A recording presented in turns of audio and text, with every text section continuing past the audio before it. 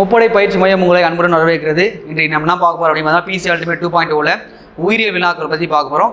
7th ஸ்டாண்டர்டில் இருக்கக்கூடிய முக்கியமான விஷயங்களை பற்றி நம்ம பார்க்கலாம். இது வந்து ரிவிஷன் கிளாஸ் மாதிரி எடுத்து பார்த்துக்கலாம். சரிங்களா? ஃபர்ஸ்ட் கொஸ்டின் பாருங்கள், பொறுத்துக்க கொடுத்துருக்காங்க. ஃபர்ஸ்ட் கொஸ்டின் சரிங்களா? இந்த பக்கம் பார்த்தா தொற்று தாவரங்கள், அதுக்கான எடுத்துக்காட்டு என்னன்னு கேட்டிருக்காங்க. சரிங்களா? தொற்று தாவரம் அதுக்கான எடுத்துக்காட்டு வந்து பார்த்தீங்கன்னா வாண்டா. சரிங்களா? வாண்டா தாவரம், தொற்று தாவரம் வந்து வாண்டா. சரிங்களா? அடுத்து வந்து பூச்சி உண்ணும் தாவரம். பூச்சி உண்ணும் தாவரம் எதுனா நெப்பனஸ். சரிங்களா? அடுத்து ஒட்டுண்ணி தாவரம் என்பது என்னது? கஸ்குட்டா. சரிங்களா? அப்போது 3, 2, 1. சரிங்களா? ஆன்சர் வந்து சி தான் அதுக்கு வரணும். சரிங்களா? சரி, வேற என்ன சொல்லலாம் அப்படின்னு பாருங்க.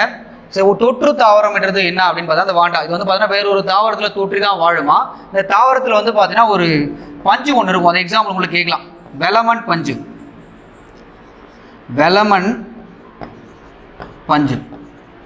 சரிங்களா? இந்த தாவரத்தை அந்த வெலமன் பஞ்சு என்ன பண்ணும் அப்படின்னு பார்த்தீங்கன்னா ஈரப்பதத்தை தக்க வைத்துக் கொண்டு ஒளிச்சேர்க்கை மூலமாக தனக்கு தேவையான உணவை தானே தயாரிச்சுக்கொள்ளும். அப்போது இந்த வேண்டா தாவரத்தில் என்ன பஞ்சு இருக்குது? வெலமன் பஞ்சுன்றது இருக்குது, ஞாபகம் வச்சுங்க. ஓகேங்களா? அடுத்து இந்த பூச்சி உண்ணும் தாவரம் நெப்பந்தஸ் இது வந்து பார்த்தீங்கன்னா எந்த மண்ணில் வாழும் உங்களுக்கு கேட்கலாம். நைட்ரஜன் சத்து குறைவாக உள்ள இடத்துல தான் வாழும். நைட்ரஜன் சத்து எங்கே கம்மியாக இருக்கோ அங்கே தான் பார்த்தா அந்த சரிங்களா அந்த தாவரமானது வாழும். அதனுடைய நெப்பனஸ் தாவரத்தினுடைய அந்த இதுவில் பார்த்தீங்கன்னா உணவு செரிமான சுரப்பிகள் வந்து அந்த இலைகளில் இருக்கும். அப்போ பூச்சி வந்து உட்காந்து உடனே என்ன பண்ணால் அந்த செரிமான சுரப்பிகள் அந்த கவர்ந்து எடுத்து என்ன பண்ணோம் சாப்பிட ஆரம்பிச்சிடும். அதை நைட்ரஜன் சத்து என்ன பண்ணும் ஈடு செய்யும். சரிங்களா? அப்போது நெப்பந்தஸ் என்பது பூச்சி உண்ணும் தாவரம். அடுத்து பாருங்க, ஒட்டுண்ணி தாவரம் என்பது என்ன? ஒட்டுண்ணினா என்ன? ஒரு உயிரினத்தில் வாழ்ந்து அந்த ஓம்புயிரில் இருக்கக்கூடிய சத்துக்களை உறிஞ்சி தன்னுடைய வாழ்க்கை நிலையை மேம்படுத்தி கொடுத்தா சொல்லுவாங்க ஒட்டுண்ணி தாவரம் சொல்லுவாங்க. ஒட்டுண்ணி தாவரத்தை எடுத்துக்காட்டியது கஸ்குட்டா. சரி, ஓகே. இந்த கஸ்குட்டா வந்து அந்த ஓம்புயிரில் உள்ள சத்துக்களை எப்படி உறிஞ்சும் அப்படின்னு பார்த்தீங்கன்னா உறிஞ்சி வேர்கள் மூலமாக உறிஞ்சும். சரிங்களா? உறிஞ்சி வேர்கள் அல்லது என்ன சொல்லுவாங்க அப்படின்னு பார்த்தீங்கன்னா ஆஸ்டோரியா அப்படின்னு சொல்லுவாங்க. எக்ஸாம்பிள் கேட்ட விஷயம் நல்லா ஞாபகம் வச்சுங்க, ஆஸ்டோரியா. சரிங்களா? அப்போது ஆஸ்டோரியா வேர்கள் மூலமாக சரிங்களா ஓம்புயிலிருந்து சத்துக்களை உறிஞ்சக்கூடிய தாவரம் எதுன்னு கேட்டால் சொல்லுவீங்க இந்த கஸ்குட்டாவை நீங்கள் சொல்லணும். ஓகேங்களா? அப்போது தொற்று தாவரம் என்பது வேண்டா, பூச்சி உண்ணும் தாவரம் என்பது நெப்பந்தஸ், ஒட்டுண்ணி தாவரம் என்பது கஸ்குட்டா என்றதை ஞாபகம் வச்சு. ஓகேங்களா? ஸோ அடுத்து பாருங்க, தண்டினுடைய மாற்றுருக்கள் கொடுத்தா அதோட எடுத்துக்காட்டுகள் கேட்குறாங்க. சரி, அந்த மாற்றுருக்கள் அப்படின்னா என்னன்னா அதனுடைய தகவமைப்புகள் வந்து மாறி இருக்கிறது தான் மாற்றுருக்கள் அப்படின்னு சொல்லுவாங்க. சரிங்களா? இப்போ ஓடுதண்டுக்கு எடுத்துக்காட்டு எதுனா அந்த வல்லாரக்கீரை. சரிங்களா? வல்லாரை. ஓகேங்களா? அடுத்து தரைக்கீழ் ஓடுதண்டு எதுனா கிரை சாந்திமம். சரிங்களா? இதுக்கு ஒரு பேர் என்ன சொல்லுவாங்கன்னா சக்கர் அப்படின்னு சொல்லுவாங்க. தரைக்கீழ் ஓடுதண்டுக்கு ஒரு பேர் என்னது? சக்கர். ஓகேங்களா? அடுத்து குட்டையான ஓடுதண்டு எதுனா வெங்காய தாமரை. சரிங்களா? வெங்காய தாமரை. அடுத்து மட்ட நிலத்தண்டு. சரிங்களா? மண்ணுக்குள்ளே இருக்கிற தண்டு வந்து இஞ்சி மற்றும் மஞ்சள். சரிங்களா? அப்போ ஆப்ஷன் வந்து பார்த்தீங்கன்னா 1, 2, 3, 4. சரிங்களா? ஏதான் அதுக்கான ஆன்சர். ஓகேங்களா? அடுத்த கொஸ்டின் பாருங்க சார்.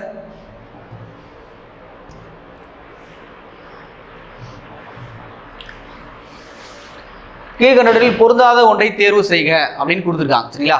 இப்போ வந்து பார்க்கும்போது முள்ளங்கி, பீட்ரூட்டு, கேரட்டு, உருளைக்கிழங்கு கொடுத்துருக்காங்க. இப்போ வந்து பார்த்தீங்கன்னா இந்த முள்ளங்கி அண்ட் அந்த கேரட்டு, பீட்ரூட்டு இது எல்லாமே வந்து பார்த்தீங்கன்னா வேரினுடைய மாற்றுருக்கள்.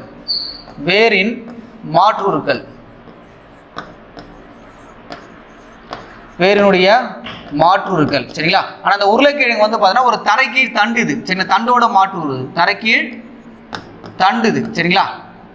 அப்போ இதான் வந்து பார்த்தீங்கன்னா பொருந்தாத ஒன்று. அப்போ உருளைக்கிழங்கு தான் அதுக்கான ஆன்சர். ஓகேங்களா? இதெல்லாம் வந்து வேரினுடைய மாற்றுருக்கள், இது வந்து தண்டினுடைய மாற்றுருக்கள். ஓகேங்களா? அப்போ ஆன்சர் என்ன வரணும்? டி தான் அதுக்கான ஆன்சர். அடுத்த கொஸ்டின் பாருங்க. அதே மாதிரி வேருடைய மாற்றுருக்கள் கொடுத்துருக்காங்க. இது தவறான இணையை தேர்வு செய்க அப்படின்னு கொடுத்துருக்காங்க. பாருங்க, சுவாச வேர்கள் வந்து பார்த்தீங்கன்னா அவிசினியா. சரிங்களா? அவிசினியான்றது வந்து பார்த்தீங்கன்னா ரைட்டு. இது எங்கே வாழும் அப்படின்னு கூட எக்ஸாம்பிள். அவிசினியா என்பது சதுப்பு நிலத்தில் வாழும். சதுப்பு நில காடுகள். சரிங்களா? நம்மளுடைய உலகத்திலே மிகப்பெரிய சதுப்பு நில காடுகள் எதுவும் கேட்டால் சொல்லுவீங்க சுந்தரவன காடுகள் சொல்லுவீங்க. சரிங்களா? அந்த சதுப்பு நிலையில் வாழக்கூடிய தாவரம் எது? அவிசீனியா. சரிங்களா? அதுக்கடுத்து வந்து பார்த்தீங்கன்னா இது எதன் மூலமாக சுவாசிக்கும்ன்றது கூட எக்ஸாம்பிள் உங்களுக்கு கேட்கலாம். சுவாச வேர்கள் அப்படின்னு சொல்லுவாங்க. சுவாச வேர்கள். சரிங்களா? இது ஒரு பேர் என்னது? நெமட்டோஸ்போர்கள். நெமட்டோஸ்போர்கள். சரிங்களா? எக்ஸாம்பிள் கேட்பாங்க, நல்லா ஞாபகம் வச்சுங்க. சில ரொம்ப முக்கியமானது.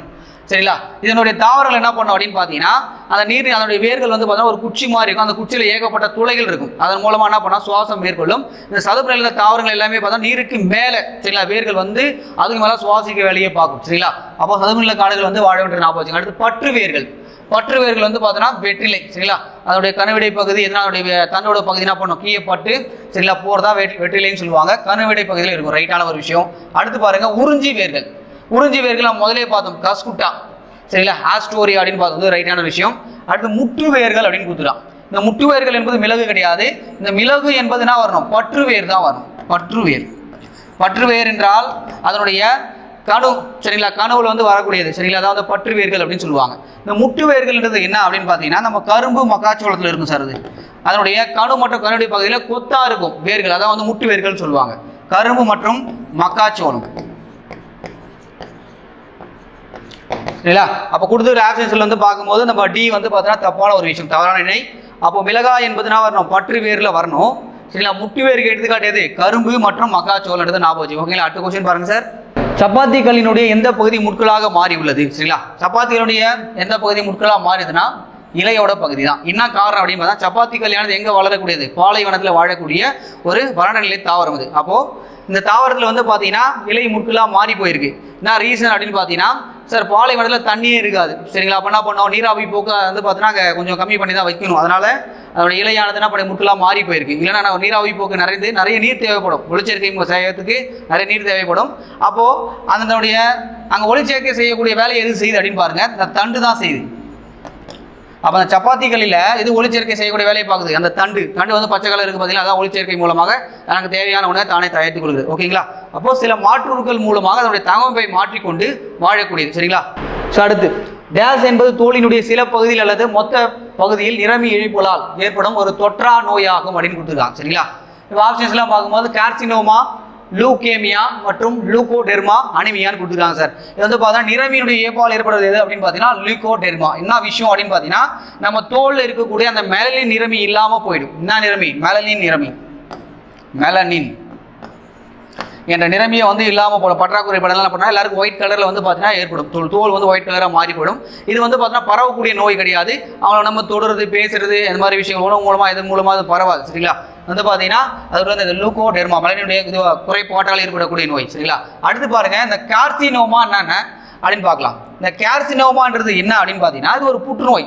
நம்மளுடைய உடம்புல இருக்கக்கூடிய எபித்திலியம் மற்றும் சுரப்பு திசுக்கள் சரிங்களா அதில் வந்து தோன்றக்கூடிய ஒரு புற்றுநோய். இது எங்கெல்லாம் தோன்றும் அப்படின்னு பாருங்க நம்முடைய தோல், நுரையீரல் சரிங்களா, நம்முடைய மூளை சரிங்களா, வாய், இந்த இடத்துல எல்லா இடத்துலையுமே இந்த புற்றுநோயானது தோன்றும் சரிங்களா. உலகத்தில் இருக்கக்கூடிய புற்றுநோயில் 85% புற்றுநோயானது இதனால் தான் ஏற்படுகிறது சரியா. கார்சினோமாவால் தான் ஏற்படுகிறது சரிங்களா. ரொம்ப முக்கியமான ஒரு விஷயம். அடுத்து பாருங்க லியூகேமியா சரிங்களா. லியூகேமியா இது வந்து ஞாபகம் வச்சு லியூகேமியா அப்படின்னு சொல்லுவாங்க. இந்த லியூகேமியா வந்து பார்த்தீங்கன்னா இரத்த புற்றுநோயின்னு சொல்லுவாங்க. இரத்த புற்றுநோய் சரிங்களா. WBCயோட எண்ணிக்கை வந்து அதிகரிப்பதனால ஏற்படுகிறது சரிங்களா. லூகேமியா என்பது இரத்த புற்றுநோய்னு சொல்லுவாங்க. அடுத்து வந்து பார்த்தீங்கன்னா நம்மளுடைய உடலில் இருக்கக்கூடிய சரிங்களா எலும்பு மஞ்சை மற்றும் நிணநீர் முடிச்சுகளில் சரிங்களா இரத்த வெள்ளை அணுக்களினுடைய எண்ணிக்கை அதிகரிக்கிறதுனால என்ன வருது லூகேமியா ஏற்படுது. ஓகேங்களா. இது வந்து பார்த்தீங்கன்னா 15 வயசுக்கு குறைவாக இருக்கக்கூடிய குழந்தைகளுக்கு கூட இது ஏற்படுது. குழந்தைகளுக்கு கூட இது ஏற்படுது. ஓகேங்களா. இது ஞாபகம் வச்சுங்க. அடுத்து அனிமியா என்பது என்ன சொல்லுவாங்கன்னா ரத்த சோகை அதாவது இரும்பு சத்து குறைபாட்டால் ஏற்படுத்த ரத்த சோகைன்னு சொல்லுவாங்க. ஓகேங்களா. அப்போ தோலில் வந்து நிரம்பி போச்சுன்னா என்ன சொல்லுவாங்க லூகோடெர்மா. கார்சினோமானது எபித்திலியம் மற்ற சுரப்பு திசுக்கள் மூலமா இல்லை ஏற்படக்கூடியது. லியூகேமியா என்பது ரத்த புற்றுநோய் சொல்லுவாங்க. அனிமியா என்பது ரத்த சோகைன்னு ஞாபகம் வச்சு. ஓகேங்களா. அடுத்த கொஸ்டின் பாருங்க சார். வெறிநாய் கடியால் ஏற்படும் நோய் எது அப்படின்னு கேட்டாங்க சரிங்களா. வெறிநாய் கடியினால் ஏற்படக்கூடிய நோய் எது அப்படின்னு பார்த்தீங்கன்னா ரேபிஸ் சார். இது வந்து பார்த்தீங்கன்னா இந்த நாய், பூனை, முயல் சரிங்களா இதெல்லாம் வந்து பார்த்தீங்கன்னா கடிச்சு குரங்கு கூட அதனுடைய வாய்களில் வந்து பார்த்தீங்கன்னா சில அதனுடைய உமிழ்நீர்கள் வந்து வைரஸ்கள் இருக்கும். அதனால் ஏற்படக்கூடிய நோய் தான் இது ரேபிஸ் என்ற நோய், வெறிநாய் கடி சரிங்களா. அதுக்கடுத்து வந்து பார்த்தீங்கன்னா ஹைட்ரோபியா. இந்த ஹைட்ரோபியான்றது என்னன்னா இந்த ரேபிஸினுடைய ஒரு அறிகுறி சிம்டம்ஸ் சரிங்களா. என்ன விஷயம் அப்படின்னு பார்த்தோன்னா இது வந்து நீரை கண்டு அஞ்சுவாங்களாம். அவங்க தண்ணியை பார்த்தாவே அஞ்சுவாங்க. நீரை கண்டு அச்சம், நீரை கண்டு பயப்படுவது. சரிங்களா, இதான் ஹைட்ரோபோபியா அப்படின்னு சொல்லுவாங்க. ஓகேங்களா, அதை ஞாபகம் வச்சுங்க. சில காசனியாவை நம்ம பார்த்தோம், புற்றுநோய் பார்த்துட்டோம். காய்டர் வந்து பார்த்தீங்கன்னா உங்களுக்கு தெரியும், அயோடின் குறைபாட்டால் ஏற்படக்கூடிய ஒரு நோய். சரிங்களா, இது வந்து பெரியவர்களுக்கு ஏற்படக்கூடியது. அடல்ட்ஸ் வந்து பார்த்தீங்கன்னா ஏற்படக்கூடியது தான் எது, இந்த காய்டர், எளிய காய்டர் அப்படின்னு சொல்லுவாங்க. கிரிட்டினிசம் என்பது குழந்தைகளுக்கு ஏற்படக்கூடிய தைராய்டு சுரப்பினுடைய குறைவாக பார்த்தீங்கன்னா ஏற்படக்கூடிய நோய்கள் இது எளிய காய்டர், கிரிட்டினிசம். சரிங்களா, இது ஞாபகம் வச்சுங்க. அப்போ வெறிநாய் கடியால் ஏற்படும் நோய் என்பது இது ரேபிஸ். ஓகேங்களா, அதோட உமிழ்நீரில் வந்து வைரஸ் இருக்கும், அதை கடிச்சா வந்து பார்த்தீங்கன்னா ஆபத்து தான். சரிங்களா, ஸோ அடுத்த கொஸ்டின் பாருங்க, ரேபிஸ் என்ற நோய்க்கு மருந்து கண்டறிந்தவர் யார் அப்படின்னு கேட்குறான். சரிங்களா, ரேபிஸ் நோய்க்கு மருந்து கண்டுபிடிச்சார் யாருன்னா லூயிஸ் பாஸ்டர் தான் கண்டுபிடிச்சார். சரிங்களா, லூயிஸ் பாஸ்டர் தான் கண்டுபிடிச்சார். இது மட்டும் இல்லாமல் அவர் பாஸ்டிரேஷன் என்ற ஒரு விஷயத்தையும் கண்டுபிடிச்சார். பாஸ்டிரேஷன் சரிங்களா என்ற விஷயத்தையும் இவர் வந்து கண்டுபிடிச்சிருக்காரு. ரொம்ப முக்கியமான ஒரு விஷயம், ஞாபகம் வச்சுங்க. அடுத்து பார்த்தீங்கன்னா டார்வின் வந்து பார்த்தீங்கன்னா நம்ம சொல்லணும் அப்படின்னு பார்த்தீங்கன்னா இவர் என்ன சொல்லுவார், இயற்கை தேர்வு கோட்பாடு. இயற்கை தேர்வு கோட்பாடு.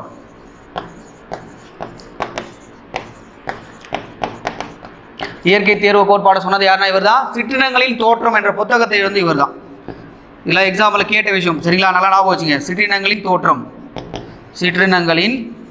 தோற்றம் என்ற புத்தகத்தை எழுதுனது யாருன்னு கேட்பாங்க. யாரு, இந்த சார்லஸ் டார்வின். ஓகேங்களா, ராபர்ட் கோச் வந்து பார்த்தீங்கன்னா பாக்டீரியாவினுடைய தந்தை. சரி, லான்ஸ்டீனர் என்ன பண்ணார் அப்படின்னு பார்த்தீங்கன்னா சார் வந்து பாக்டீரியாவோட தந்தை. சரிங்களா, இவர் வந்து லான்ஸ்டீனர் என்ன பண்ணார்னா ஏபிஓ இந்த ரத்த வகைகளை கண்டறிந்தவர் யார் அப்படின்னு பார்த்தீங்கன்னா இந்த லான்ஸ்டீனர் தான் கண்டுபிடிச்சார். ரத்த வகைகளை கண்டறிந்தவர். சரிங்களா, நல்லா ஞாபகம் வச்சுங்க, ரொம்ப முக்கியமான விஷயம். சரிங்களா சார், அப்போ வந்து ரேபிஸ் நோய்க்கு மருந்து கண்டறிந்தவர் யாருன்னா லூயிஸ் பாஸ்டர். ஞாபகம் வச்சுங்க. அடுத்த கொஸ்டின் பாருங்க,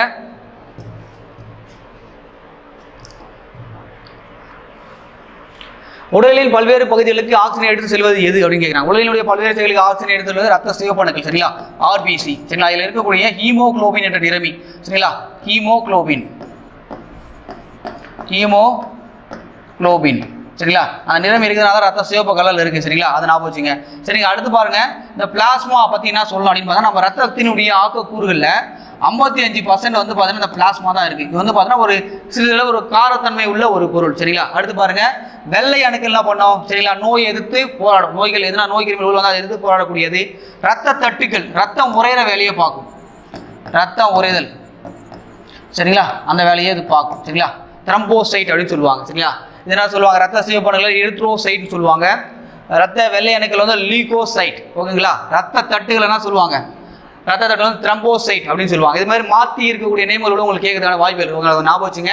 அப்போ ஆக்சிஜன் எடுத்து செல்ல பயன்படுதுன்னா ரத்த சிவப்பணுக்கள் தான் பயன்படுது. ஓகேங்களா, சரி, ஓகே சார். அடுத்த கொஸ்டின் பாருங்க, உயிரினங்கள் அனைத்தையும் தாவரங்கள் அல்லது விலங்குகள் என்று பிரித்தவர் யார் அப்படின்னு கேட்கிறாங்க. சரிங்களா, அது மாதிரி பிரிச்சது யாருன்னா அரிஸ்டாட்டில் தான் பிரிச்சாரு. சரிங்களா, இவர்னா வந்து பார்த்தீங்கன்னா இவர் எந்த நாட்டை சேர்ந்தவர் அப்படின்னு பார்த்தீங்கன்னா கிரீக். சரிங்களா, இவர் வந்து 2400 வருஷத்துக்கு முன்னாடி பார்த்தா இந்த மாதிரி வேலைகளை அவர் பார்த்துருக்காரு. தாவர விலங்குகளை தனித்தனியாக பிரிச்சிருக்காரு. சரிங்களா, அது மட்டும் இல்லாமல் இவர் வந்து பாருங்க இந்த ரத்தத்தை அடிப்படையாக வச்சு விலங்குகள் 2ஆக பிரிக்கிறார். ரத்தம் உள்ள பிராணிகள் என்றும் ரத்தமற்ற பிராணிகள் என்றும் பிரிக்கிறார். அடுத்து வந்து பார்த்தீங்கன்னா இடப்பெயர்ச்சியை வச்சு நடப்பவை. சரிங்களா, நடப்பவை. அடுத்து வந்து பார்த்தீங்கன்னா பறப்பவை.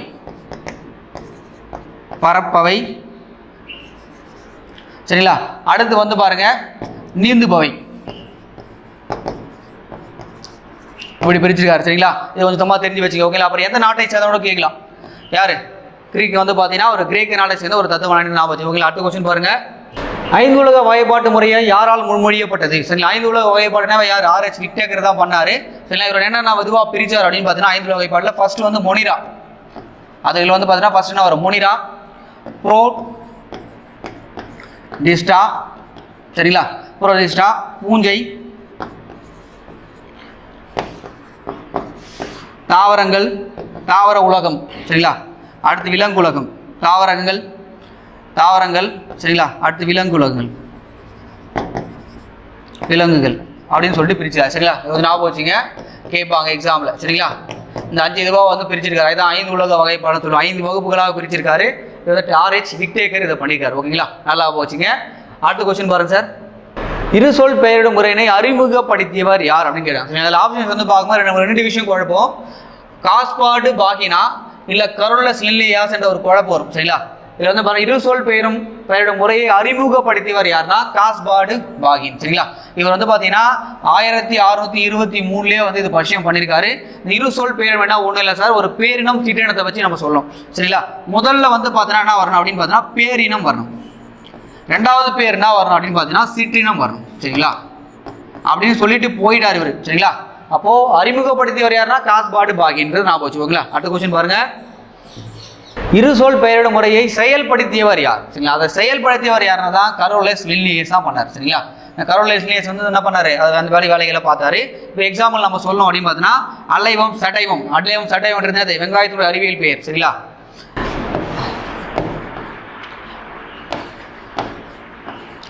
சடைவம்.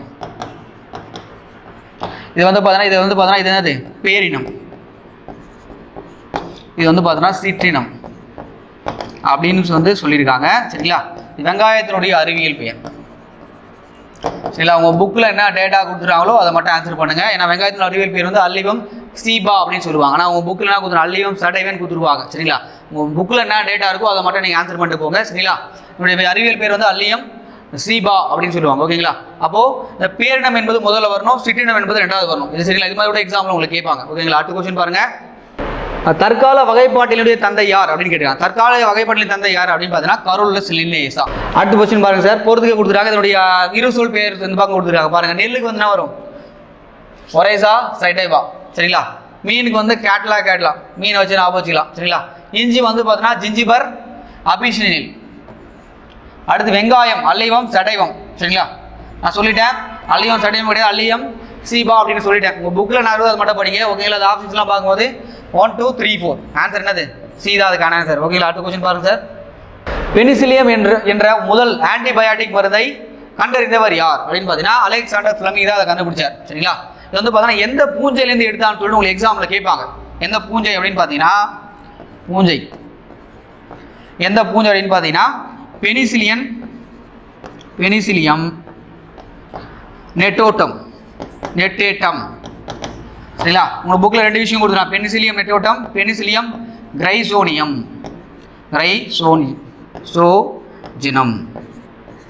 ரெண்டுமே கொடுத்தாங்க. ரெண்டுமே ஞாபகம் வச்சுங்க சார். சரிங்களா? ரொம்ப முக்கியமான விஷயம். இது வந்து எதுக்கெல்லாம் மருந்தாக பயன்படுது அப்படின்னா டெட்டனஸ் டிப்தீரியா போன்ற நோய்களுக்கு இது மருந்தாக கூட பயன்படுது. ஓகேங்களா? சரி, ஓகே சார். அடுத்து வந்து பார்த்தீங்கன்னா அலெக்சாண்டர் ஃபேக்ட் வந்து பார்த்தீங்கன்னா என்ன வேலையை பார்த்துருப்பார் அப்படின்னு சொல்கிறீங்க அப்படின்னு பார்த்தீங்கன்னா ஒரு செயற்கை பிளாஸ்டிக் இதை வந்து கண்டுபிடிச்சிருப்பாரு. சரிங்களா? அந்த அளவுக்கு தெரிஞ்சா போதும். ஓடுங்க சார். அடுத்து பாருங்க. அடுத்த கொஸ்டின் பாருங்க. உலகின் பட்டு உற்பத்தியில் இந்தியா எத்தனாவது இடத்தை பிடித்துள்ளது அப்படின்னு பார்த்தீங்கன்னா 2வது இடத்தை பிடித்துள்ளது. சரிங்களா? அதுக்கடுத்து வந்து முதல் இடம் எது அப்படின்னு பார்த்தீங்கன்னா சீனாக்கார தான் முதல் இடத்துல இருப்பான். இல்லை வந்து தமிழ்நாட்டில் வந்து எங்கெல்லாம் சிறப்பு வாய்ந்த இடங்கள் கேட்பாங்க. காஞ்சிபுரம், திருபுவனம், ஆரணி. சரிங்களா? எந்தெந்த இடம் பட்டுக்கு? காஞ்சிபுரம். சரிங்களா? திருபுவனம். சரிங்களா? அடுத்து என்னது ஆரணி. இங்கெல்லாம் வந்து பார்த்தீங்கன்னா பட்டுக்கு ஃபேமஸ். சரிங்களா? நல்லா போச்சுங்க. ஓகேங்களா? 2வது இடத்துல இருக்காங்க. ஓகே, அடுத்த கொஸ்டின் பாருங்க.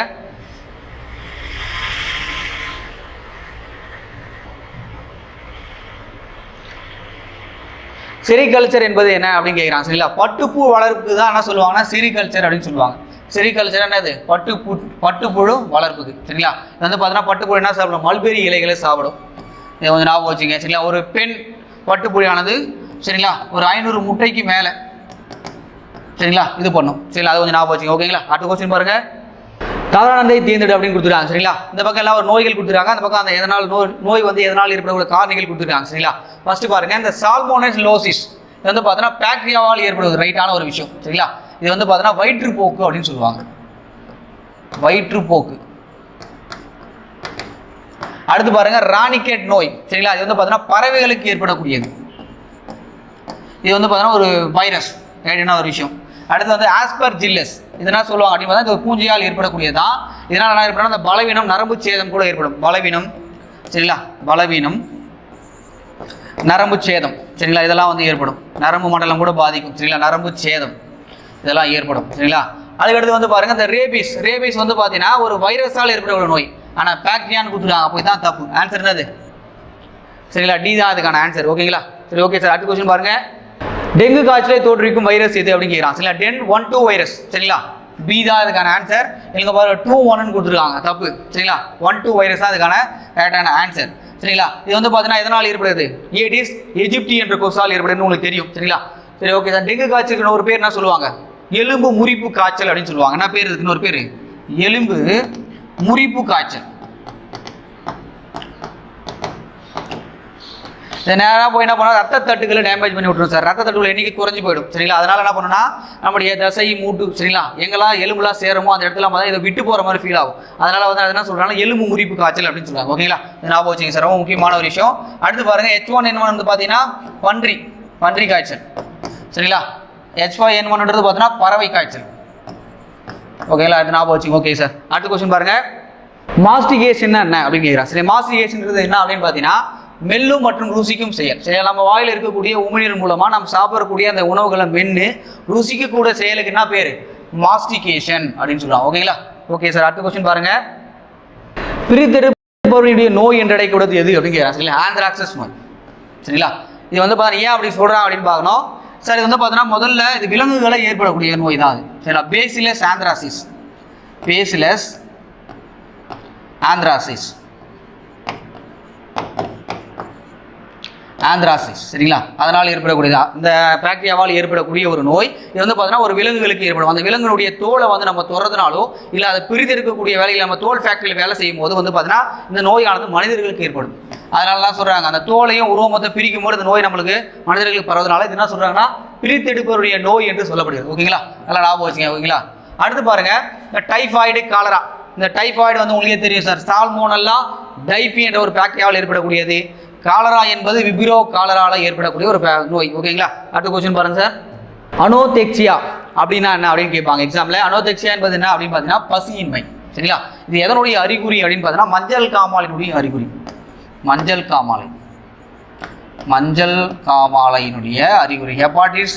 சரிங்களா, ABCD இது வரைக்கும் இருக்குது. சரிங்களா, ஹெப்பாட்டிஸ் ABCD வரைக்கும் அதனுடைய வகைகள் இருக்குது. அதனுடைய வந்து அனோதெக்சியா அதனுடைய ஒரு என்ன சொல்லுவாங்கன்னா ஒரு அறிகுறி மாதிரி சொல்லுவாங்க. இந்த மஞ்சள் காமாலை எதனால் ஏற்படும் அப்படின்னு பார்த்தீங்கன்னா நம்மளுடைய உடம்புல இருக்கக்கூடிய இந்த கல்லீரலினுடைய பாதிப்பினால் தான் ஏற்படக்கூடியதான் மஞ்சள் காமாலை. ஓகேங்களா, ரொம்ப முக்கியமான ஒரு விஷயம். ஓகேங்களா, அடுத்து பாருங்க, வண்ணக்கூட்டுத்தன்மை ஏற்பட காரணம் என்ன? சரிங்களா, வண்ணக்கூட்டுத்தன்மை என்பது என்னன்னா நம்ம எதிர்க்கக்கூடிய கலர் சேஞ்சஸ் வந்து நம்ம டிஃபரெண்ட் பண்ணி பார்க்க முடியாது. இதை வந்து என்ன சொல்லுவாங்க அப்படின்னு பார்த்தீங்கன்னா வண்ணக்கூட்டுத்தன்மை சொல்லுவாங்க. இது வந்து மரபணு நிலையிலாம் ஏற்படும். என்னுடைய அப்பாவுக்கு இருக்குது அப்படின்னு பார்த்தீங்கன்னா பையனுக்கும் வரதுக்கான வாய்ப்புகள் இருக்குது. இது எப்படி நம்ம சரி செய்யலாம் அப்படின்னு பார்த்தீங்கன்னா இந்த கான்டாக்ட் லென்ஸுகளை வந்து இது பண்ணி நம்ம யூஸ் பண்ணி ரெடி பண்ணிக்கலாம். அது மட்டும் இல்லாமல் வந்து பார்த்தீங்கன்னா சில வடிவமைக்கப்பட்ட கண்ணாடிகளை யூஸ் பண்ணால் கூட நம்ம என்ன பண்ணலாம், அந்த நோயை வந்து சரி பண்ணிக்கலாம். சரிங்களா, அவ்வளோதான் பண்ண முடியும். மரபணு நிலையிலே இது வந்துருச்சு.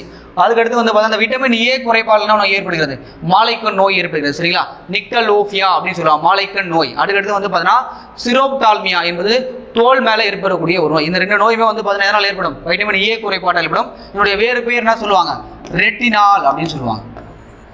நல்லா ஞாபகம் வச்சு. ஓகேங்களா, ஓகே சார். அடுத்த கொஸ்டின் பாருங்க, பாக்டீரியாவால் ஏற்படும் நோய்களில் தவறானது எது அப்படின்னு கேட்கலாம். சரிங்களா, தவறானது எதுனா தட்டமை. இந்த தட்டமை என்பது வேரிசெல்லா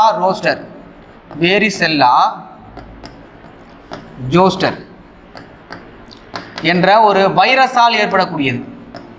சரிங்களா, இதில் பார்த்தீங்கன்னா ரூபெல்லா அப்படின்னு கூட சொல்லுவாங்க. ரூபெல்லா வைரஸ் கூட ஏற்படக்கூடியது. ரெண்டுமே ஞாபகம் வச்சுங்க. சரிங்களா, ரெண்டுமே ஆப்ஷன்ஸில் பார்த்து போடுங்க. வேரிசெல்லா ஜோஸ்டர் வைரஸ் தான், ரூபெல்லா வைரஸ். ஓகேங்களா, தட்டமையால் வந்து பார்த்தீங்கன்னா ஏற்படக்கூடியது. அடுத்து பாருங்க, இந்த காலரா டைஃபாய்டு அந்த காசு நோய் இதெல்லாம் வந்து பார்த்தீங்கன்னா பாக்டீரியாவால் ஏற்படக்கூடியது. இதெல்லாம் என்னது? பாக்டீரியாவால் ஏற்படக்கூடிய நோய்கள். சரிங்களா, அப்போது இந்த காலரா வந்து நான் முதலே சொல்லிட்டேன், விப்ரியோ காலரே. டைஃபாய்டு என்னது? சால்மோனெல்லா டைபி.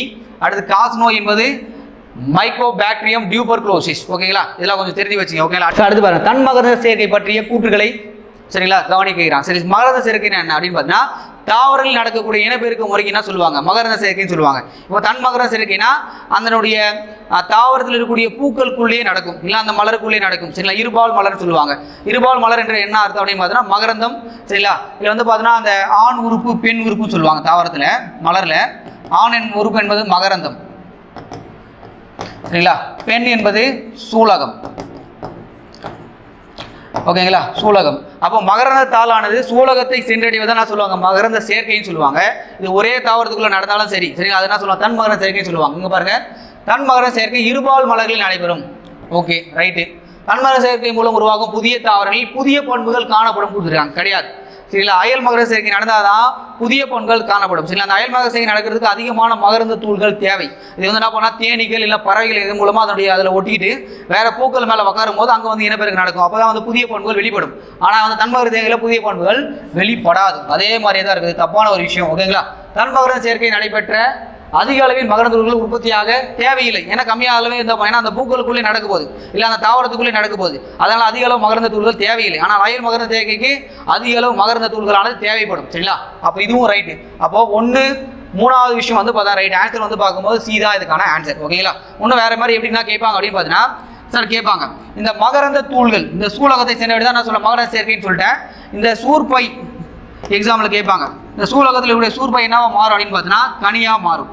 சரியா. சூழ்கள் என்னவா மாறும் அப்படின்னு கேட்பாங்க. சூழ்கள் என்பது விதைகளாக மாறும். அப்போ கருவுறதனுடைய கடைசி நிலை என்பது அது விதைகளாக மாறுதான் கடைசி நிலை. ஓகேங்களா. ரொம்ப முக்கியமான விஷயம் ஞாபகம் வச்சுங்க. ஓகேங்களா. அடுத்த கொஸ்டின் பாருங்க.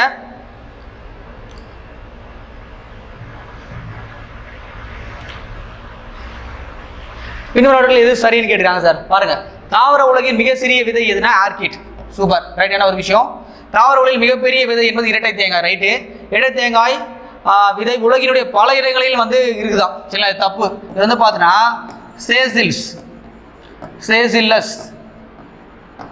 சேசில்லஸ் தீவு பக்கத்தில் பார்த்தீங்கன்னா ஒரு 2 தீவுகளில் தான் இது இருக்குது. சரிங்களா. வேற எங்கேயுமே அது பரவி காணப்படவில்லை. அப்போது இரட்டை தேங்காய் எல்லாத்துலையும் இருக்கிறது பார்த்தீங்கன்னா தப்பான ஒரு விஷயம். 35 மில்லியன் ஆர்கிட் விதைகளுடைய எடை 25 கிராமா. சரிங்களா. இந்த ஆர்கிட்டோட பாருங்க 35 மில்லியனா 10⁶. அந்த அளவில் 35 10⁶ சேர்த்தா கூட நம்ம எடை எவ்வளோ வருதா 25 கிராம் தான் வருதா. அப்போ அந்த அளவுக்கு ரொம்ப சின்னதாக இருக்குது. அப்போ எல்லா விஷயங்களுமே பாருங்கள். ஃபஸ்ட்டு ரைட்டு, ரெண்டாவது ரைட்டு, மூணாவது தப்பு. ஏன்னா அந்த சேல்சிஸ் போன்ற ஒரு 2 தீவுகளில் மட்டும் தான் அது இருக்குது. அடுத்து பார்த்தீங்கன்னா நாலாவது விஷயம் ரைட். அப்போது 1 2 4 சரி. ஓகேங்களா. ஆன்சர் வந்து பார்த்தீங்கன்னா டி. ஓகேங்களா. அடுத்த கொஸ்டின் பாருங்கள்.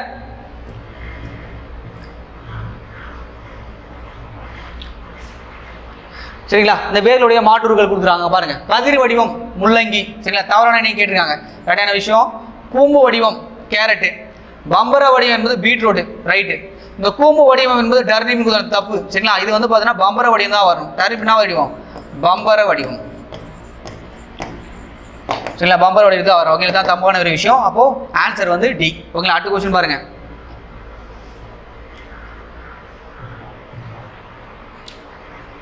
அடுத்து பாருங்க. பட்டு புழுக்களுடைய வாழ்க்கையில் எத்தனை வளர்ச்சி நிலைகள் உள்ளன அப்படின்னு கேட்குறாங்க. சரிங்களா. அந்த வாழ்க்கை என்பது 4 படிநிலைகள் தான். சரிங்களா. ஏன்னா பட்டுப்பூச்சியில் நம்ம என்ன பார்த்தோம் முதல்ல செரிகல்ச்சர் பார்த்துட்டோம். இதில் வந்து 4 நிலைகள் என்ன இருக்கும். ஃபர்ஸ்ட் பாருங்க முட்டை. ஃபர்ஸ்ட் முட்டை. அடுத்து லாவா. அதோட வந்து கூட்டு புழு. அதுக்கு அடுத்து என்னன்னா பூச்சி. பட்டு பூச்சியாக வெளியே போகுது. இது அதனுடைய வாழ்க்கையினுடைய நிலைகள் 4 நிலைகள். சரிங்களா. இது ஞாபகம் வச்சுங்க. சரி. இந்த பட்டுப்பூவில் வந்து வேற என்ன விஷயம் கேட்போம்னா அந்த அகிஸ்மை பட்டுன்னு சொல்லுவாங்க. இப்போ வந்து பட்டுப்பூச்சிலேருந்து என்ன பண்ணுவாங்கன்னா இழைகள் எடுத்து என்ன பண்ணால் கொதி நீரில் போட்டு என்ன பண்ணுவாங்க கொதிக்க வைப்பாங்க. ஆனால் நம்ம ஒரு நாள் என்ன பண்ணிங்கன்னா அகிஸ்மை முறையில் அதில் அந்த கூட்டை விட்டு வெளியே வரும்போது அதுலேருந்து இழைகளை பிரித்து எடுக்கணுமா. அது மாதிரி சொன்னது யாருன்னு கேட்பாங்க. சரிங்களா. அகிஸ்மை பட்டு. சரிங்களா. அதை சொன்னது யார் அப்படின்னு பார்த்தீங்கன்னா குசுமா ராஜையா சார். ரொம்ப முக்கியமான விஷயம். அகிஸ்மை பட்டுனா இவர் தான் ஞாபகம் வச்சு. ஓகேங்களா. சரி. Okay sir. பட்டு உற்பத்தி நம்ம எதாவது இருக்கோம் 2வது இடம் இருக்கு நம்ம பார்த்துட்டோம். சரிங்களா. அடுத்த கொஸ்டின் பாருங்க சார்.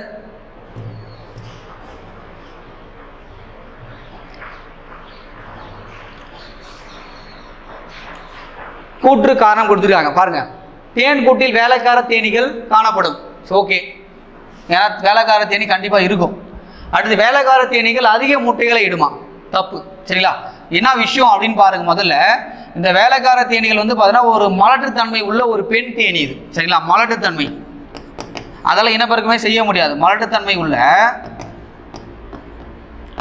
உள்ள ஒரு பெண் தேனி தான் அது. பெண் தேனி. சரிங்களா. இதோடைய வேலைனா வேலைக்கார தேனியோட வேலைனா அந்த கூட்டை பராமரிக்கிறது. அந்த கூட்டை வந்து சேதமடையாமல் பார்த்துக்கிறது. இதுதான் வேலை. வெளியே போய் தேனை சேர்ந்து கூட்டில் சேர்க்கறது.